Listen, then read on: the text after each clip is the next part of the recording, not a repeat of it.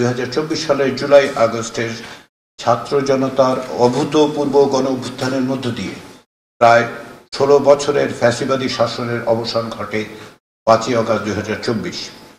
শেখ হাসিনা পদত্যাগ করে পলায়ন করতে বাধ্য হন। এই প্রেক্ষাপটে অধ্যাপক মোহাম্মদ ইউনূসের নেতৃত্বাধীন অন্তর্বর্তী সরকার রাষ্ট্র সংস্কারের লক্ষ্যে 11টি সংস্কার কমিশন গঠন করেন।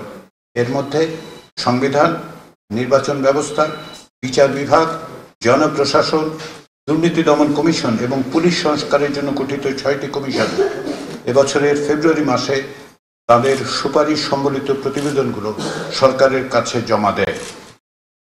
আগামী নির্বাচনকে সামনে রেখে এই 6টি কমিশনের সুপারিশের বিবেচনা গ্রহণের লক্ষ্যে জাতীয় ঐকমত্য গঠনের জন্য রাজনৈতিক দল ও শক্তিগুলোর সঙ্গে আলোচনা এবং পদক্ষেপ সুপারিশের উদ্দেশ্যে 12ই জানুয়ারি 7 সদস্যের জাতীয় ঐকমত্য কমিশন গঠন করা হয়।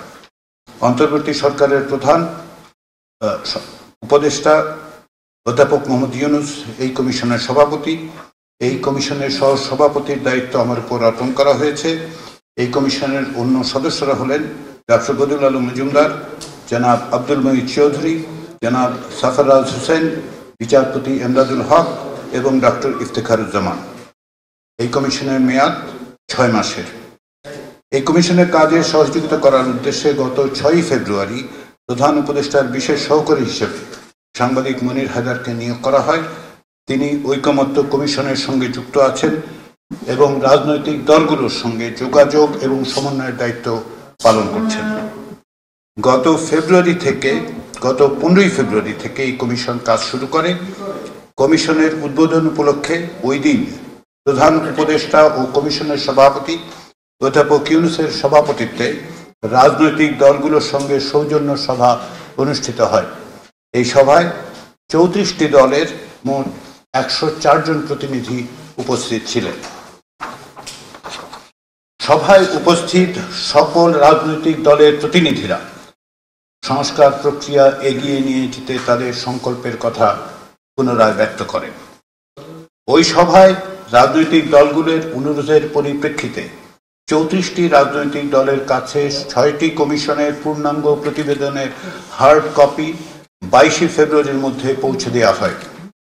উল্লেখ্য যে ইতিপূর্বেই এই সব দলকে প্রতিবেদনগুলোর সফট কপিও পাঠানো হয়েছিল।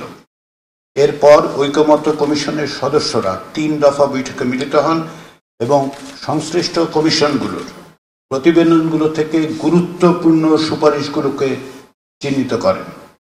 5টি কমিশনের গুরুত্বপূর্ণ সুপারিশগুলোকে ছকের আকারে বিন্যস্ত করা হয়। এইসব ছকে পুলিশ সংস্কার কমিশনের সুপারিশগুলোকে যুক্ত করা হয়নি।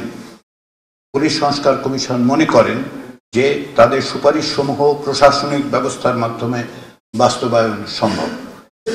এই ছকসমূহ 6ই মার্চ 34টি রাজনৈতিক দল ও জোটের কাছে পৌঁছে দেওয়া হয়েছে। এতে মোট সুপারিশের সংখ্যা 166টি। এর মধ্যে সংবিধান সংস্কার সংক্রান্ত সুপারিশ 70টি, নির্বাচন ব্যবস্থা সংস্কার বিষয়ে সুপারিশ 27টি, বিচার বিভাগ সংক্রান্ত সুপারিশ 23টি, জনপ্রশাসন সংক্রান্ত সুপারিশ 26টি এবং দুর্নীতি দমন কমিশন সংক্রান্ত সুপারিশ 20টি। প্রতিটি সুপারিশের ক্ষেত্রে 2টি বিষয়ে মতামত চাওয়া হয়েছে। প্রথমটি হলো সংশ্লিষ্ট সুপারিশের বিষয়ে একমত কিনা। এতে 3টি বিকল্প রাখা হয়েছে। সেগুলো হচ্ছে একমত, একমত নই এবং আংশিকভাবে একমত। এই 3টি বিকল্পের যে কোনো একটিতে টিক চিহ্ন দিয়ে মতামত জানাতে ঢালাইয়ে দৃঢ়তা, নির্মাণে নিশ্চয়তা। প্রিমিয়ার সিমেন্ট, ঢালাইয়ের রাজা। রাজনৈতিক দলগুলোর প্রতি আমরা অনুরোধ জানিয়েছি। দ্বিতীয়টি হলো প্রতিটি সুপারিশের বিষয়ে সংস্কারের সময়কাল এবং বাস্তবায়নের উপায়। এক্ষেত্রে 6টি বিকল্প দেওয়া হয়েছে। সেগুলো হচ্ছে 1. নির্বাচনের আগে অধ্যাদেশের মাধ্যমে, 2. নির্বাচনের আগে গণভোটের মাধ্যমে, 3. নির্বাচনের সময় গণভোটের মাধ্যমে, 4. গণপরিষদের মাধ্যমে, 5. নির্বাচনের পরে সাংবিধানিক সংস্কারের মাধ্যমে এবং 6. গণপরিষদ এবং আইনসভা হিসেবে নির্বাচিত সংসদের মাধ্যমে এসব ঘরের যে কোনো একটিতে টিক চিহ্ন দিয়ে মতামত দিতে অনুরোধ জানানো হয়েছে। এর বাইরে প্রতিটি সুপারিশের পাশে দলগুলোর মন্তব্য দেওয়ার একটি জায়গা রাখা হয়েছে। আমরা আশা করছি আগামী 13ই মার্চের মধ্যে রাজনৈতিক দল এবং জোটগুলো তাদের মতামত আমাদেরকে জানাবেন। ইতিমধ্যে যদি কোনো প্রশ্ন থাকে বা ব্যাখ্যার দরকার হয়, আমরা রাজনৈতিক দলগুলোকেও অনুরোধ করেছি যে তারা কমিশনের সঙ্গে যোগাযোগ করতে পারেন এবং কমিশন সেসব প্রশ্নের উত্তর দেয়া এবং এইসব বিষয়ে আলোচনা করতে সব সময় প্রস্তুত আছে। দলগুলোর কাছে তাদের মতামত প্রাপ্তি সাপেক্ষে আমরা দলগুলোর প্রতিনিধিদের সঙ্গে সরাসরি আলোচনা শুরু করব। এজন্য এখন পর্যন্ত আমরা কোনো সুনির্দিষ্ট দিনক্ষণ নির্ধারণ করিনি। যখন যে দলের মতামত পাওয়া যাবে সেই সময় থেকেই আলোচনা শুরু হবে। আমরা রাজনৈতিক দল এবং জোটগুলোর প্রতি যত দ্রুত সম্ভব মতামত জানাতে স্বনির্বন্ধ অনুরোধ করছি। এই প্রক্রিয়ার পরের ধাপ রাজনৈতিক দলগুলোর উপর এখন নির্ভর করছে। আমরা চাই দ্রুত আলোচনা শুরু করতে, আলোচনা অগ্রসর করতে এবং স্বল্প সময়ের মধ্যেই ঐকমত্যে পৌঁছে একটি জাতীয় সনদ তৈরি করতে। 6টি কমিশনের পূর্ণাঙ্গ প্রতিবেদনগুলো দুটো পৃথক ওয়েবসাইটে ইতিমধ্যেই আপলোড করা হয়েছে। ওয়েবসাইটের একটি হচ্ছে ক্যাবিনেট ডিভিশনের ওয়েবসাইট www.cabinetdivision.gov.bd এবং এর বাইরে রিফর্মের জন্য বা সংস্কারের জন্য যে সমস্ত প্রতিবেদন সেগুলি একটি আলাদা ওয়েবসাইটে তোলা হয়েছে, সেটি হচ্ছে www.reform.gov.bd। এখানে এখন পর্যন্ত 6টি কমিশনের মূল প্রতিবেদনগুলো আছে।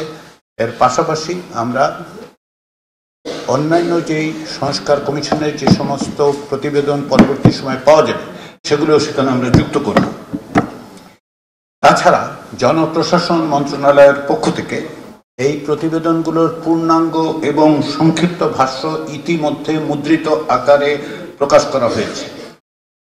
ইতিমধ্যে 3টি প্রতিবেদন প্রকাশিত হয়েছে, বাকিগুলো আগামী 2-1 দিনের মধ্যেই জনপ্রশাসন মন্ত্রণালয়ের পক্ষ থেকে প্রকাশ করা হবে বলে আমাদের জানানো হয়েছে। এগুলো সারা দেশের পাবলিক লাইব্রেরিগুলোতে পাঠানো হবে, বিশ্ববিদ্যালয়গুলোতে পাঠানো হবে এবং আমরা আশা করছি যে পাবলিক লাইব্রেরিতে কারণে যে কোনো কেউ এগুলো সহজেই দেখতে পারবেন, পড়তে পারবেন।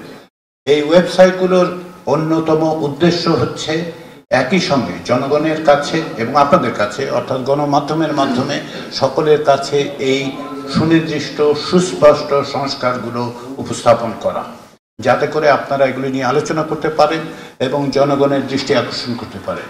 আমরা আশা করছি যে বিভিন্নভাবে জনগণের মধ্যে, সাধারণ নাগরিকদের মধ্যে এই বিষয়ে আরও আলোচনা হবে এবং সেই লক্ষ্যেই এই সংস্কার কমিশনের পক্ষ থেকে এখন পর্যন্ত যে 6টি সংস্কার কমিশনের প্রতিবেদন পাওয়া গেছে সেগুলো আমরা আপলোড করেছি এবং আমরা যেটা বলেছি যে কোনো বিষয়ে আমরা যে কোনো অবস্থাতেই রাজনৈতিক দলগুলোর সাথে আলোচনা করতে আগ্রহী। আনুষ্ঠানিক এবং অনানুষ্ঠানিক প্রক্রিয়ার মধ্যে দিয়ে এই আলোচনা অগ্রসর হবে।